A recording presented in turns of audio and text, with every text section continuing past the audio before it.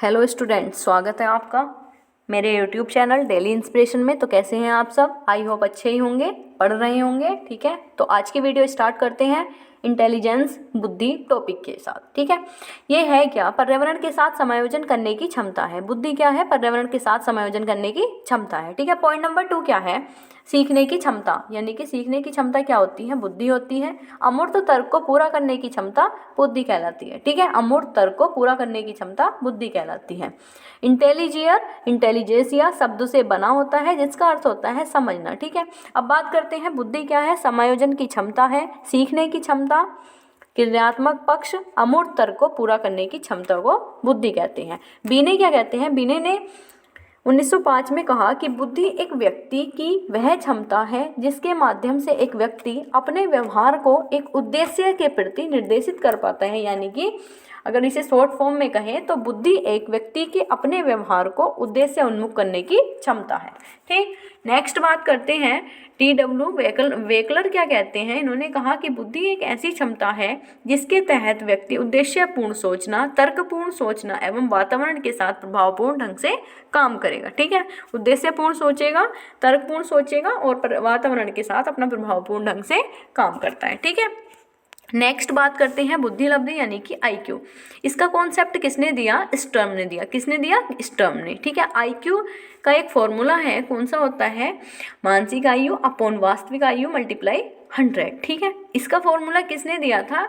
ये दिया था लुईस स्टर्मन ने। ठीक है, 1916 में। अब बात करते हैं मानसिक आयु का कॉन्सेप्ट किसने दिया? अल्फ्रेड बीने ने 1908 में दिया। बुद्धि लब्धि का पहला परीक्षण अल्फ्रेड बीने ने दिया। ठीक है, कब दिया? 1905 में अपने सहयोगी साइमन के साथ। ठीक, father of intelligence test, father कौन है इंटेलिजेंस टेस्ट के? अल्फ्रेड बीने को कहा जाता है। यदि MA ग्रेटर देन होता है CA से तो अबव एवरेज होगा, अगर जो स्मॉलर है तो फिर स्मॉलर देन है तो फिर बिलो एवरेज होगा, और इक्वल होता है तो एवरेज होता है। ठीक है, अब बात करते हैं क्लासिफिकेशन ऑफ टाइप्स, यानी कि थोड़ी बात कर लेते हैं इसके बारे में। अगर IQ 0 से 25 के बीच होता है तो उसे बच्चे को इडियट की श्रेणी में रखते हैं। 25 से 49 के बीच होगा तो इम्बेकल की श्रेणी में रखेंगे। 50 से 69 के बीच होगा तो फैबली माइंडेड या फिर हॉरन। ठीक है, 70 से 79 के बीच होता है तो डल और बॉर्डर लाइन पे कहते हैं। 80 से 89 के बीच होता है तो बिलो एवरेज कहेंगे। 90 से 109 के बीच होगा तो नॉर्मल ऑफ एवरेज कहेंगे।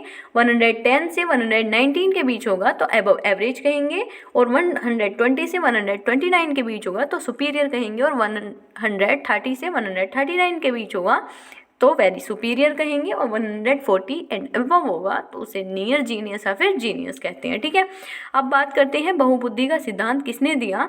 बहुबुद्धि का सिद्धांत दिया हार्वर्ड गार्डनर ने। ठीक है, इन्होंने क्या कहा कि बुद्धि कोई एक प्रकार की नहीं होती। हार्वर्ड गार्डनर कहते हैं कि बुद्धि एक प्रकार की नहीं होती, बुद्धि एक आयामी नहीं होती बल्कि बहुआयामी होती है। ठीक है, गार्डनर का मानना था कि लोगों के सोचने एवं सीखने के तरीके अलग अलग, ये तो हमें पता है कि लोगों के सोचने और सीखने के तरीके अलग अलग होते हैं। ये बुद्धि के सभी प्रकार आपस में एक दूसरे से स्वतंत्र है, यानी कि एक दूसरे से संबंधित हो। ठीक है, अब बात करते हैं मल्टीपल इंटेलिजेंस के बारे में। 1983 में फ्रेम्स ऑफ माइंड बुक लिखी गार्डनर ने। ठीक है, उन्होंने बुद्धि के 8 प्रकार बताए। कौन कौन से बताए? चलो बात करते हैं। भाषिक या फिर भाषाई बुद्धि, इसमें हेडिंग से ही पता चल रहा है कि भाषिक यानी कि भाषा से रिलेटेड है। ठीक है, भाषा के उत्पादन, भाषा के प्रयोग में इन्वॉल्व कौशल भाषिक बुद्धि कहलाता है, यानी कि persons high on this intelligence are word smart, यानी कि वर्ड पावर उनकी अच्छी होती है। ठीक है, किन किन में होती है? रीडिंग, हेयरिंग, स्पीकिंग, बहस करना, राइटिंग, डिस्कशन इत्यादि में। ठीक है, किस किस में पाई जाती है? एडवोकेट में, प्रोफेसर में, राइटर में और लिरिकिस्ट में। ठीक है, पॉइंट नंबर 2 क्या है? तार्किक गणितीय बुद्धि। तार्किक से पता चल रहा है रीजनिंग, यानी कि कोई व्यक्ति जो है वो तर्क अच्छा कर पाता है। ठीक है, skills in scientific thinking and problem solving, इनमें वैज्ञानिक चिंतन एवं समस्या समाधान के कौशल होते हैं। किस किस में होती है? साइंटिस्ट और मैथमेटिक्स में। ठीक है, अगली बात करते हैं हम स्थानिक बुद्धि के बारे में। स्थानिक बुद्धि के बारे में क्या बात आती है कि skills in forming visual image and patterns, ठीक है। स्किल होती है फॉर्मिंग करने में यानी कि बनाने में विजुअल इमेज को और पैटर्न्स को, ठीक है।